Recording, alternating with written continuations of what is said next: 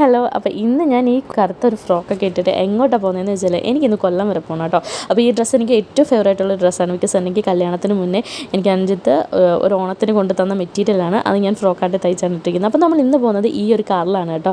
അപ്പോൾ ഞങ്ങളെല്ലാവരും കാറിൽ കയറിയിട്ടുണ്ട്. എല്ലാവരും മീൻസ് ഞാനുണ്ട്, അമ്മയുണ്ട്, കാത്തുണ്ട്, പിന്നെ നമ്മുടെ അഭിചേട്ടൻ്റെ ഫ്രണ്ടായിട്ടുള്ള വിഷ്ണു ചേട്ടനുണ്ട്.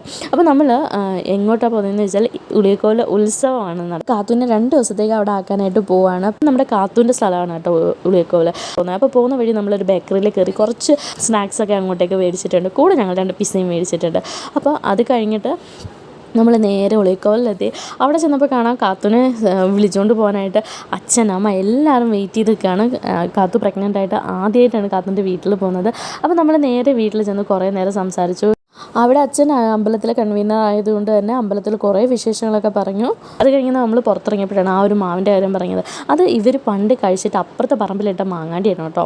അത് കിളിച്ച് ഇത്രയും വലിയ മാവായി. ഇപ്പോൾ ആ മാവ് മൊത്തം മാങ്ങ മൊത്തം ഈ നമ്മുടെ വീട്ടിലായിട്ടാണ് ഇരിക്കുന്നത്. അപ്പോൾ അതിൽ നിന്നും പിച്ചി വെച്ചാൽ അത് തറയിൽ വീണ ഉറിഞ്ചി മാങ്ങയാണ് കേട്ടോ. അത് മഞ്ജുമ്മ എടുത്ത് വെച്ചിരുന്നു. അപ്പോൾ ഞങ്ങൾ ചെന്നപ്പോൾ എനിക്കെടുത്ത് തന്നത് നല്ല അടാറ് സാധനമാണ് കേട്ടോ. അപ്പോൾ അതും കഴിച്ചിട്ട് നമ്മൾ കുറച്ച് നമുക്ക് പാക്ക് ചെയ്ത് മഞ്ജുമ്മ തന്നിട്ടുണ്ട്.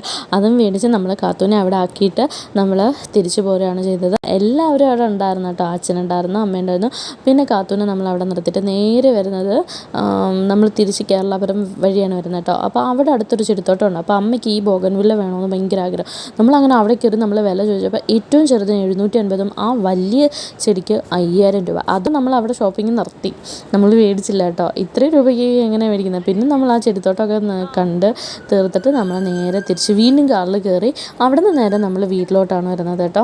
നമ്മൾ നേരെ വീട്ടിലെത്തി. പിന്നെന്താണ്, പോയ ക്ഷീണത്തിന് നമ്മൾ മേടിച്ച പിസ്സയൊക്കെ വീട്ടിൽ നിന്ന് കഴിച്ചിട്ട് വിഷ്ണു ചേട്ടൻ പോയി. നമ്മളങ്ങനെ ഡ്രസ്സൊക്കെ മാറി. അപ്പോൾ അത്രയേ ഉള്ളൂ. ബൈ.